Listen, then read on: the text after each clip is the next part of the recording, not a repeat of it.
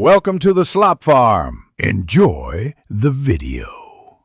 Before you stop sharing between two iPhones, back up each device immediately.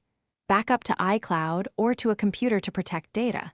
Make sure you know both Apple ID emails and passwords. If both phones share one Apple ID, sign out the second phone first. This prevents losing purchases or messages unexpectedly. Keep chargers handy and allow time for backups to complete. Prepare both devices so the rest of the steps proceed without data loss or interruption. On the iPhone that will stop sharing, open Settings and tap your name at the top. Scroll down and choose Sign Out to remove the shared Apple ID. Before signing out, toggle off iCloud items like photos, contacts, keychain, and shared albums. Confirm you want to keep a copy on the iPhone when prompted. Next, open Settings Family Sharing to remove the device or profile if it appears there.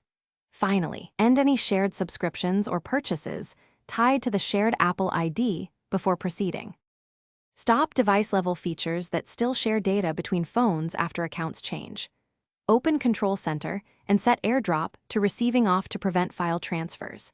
In Settings, sign out of iMessage and FaceTime to stop shared conversations and delivery to both phones. Go to Messages text message forwarding and disable any forwarding to the other iPhone. Disable handoff in Settings General AirPlay and Handoff to stop continuity. Finally, open Find My and remove the other device from your account if it still appears there. Thanks for watching. Consider subscribing if we helped you today.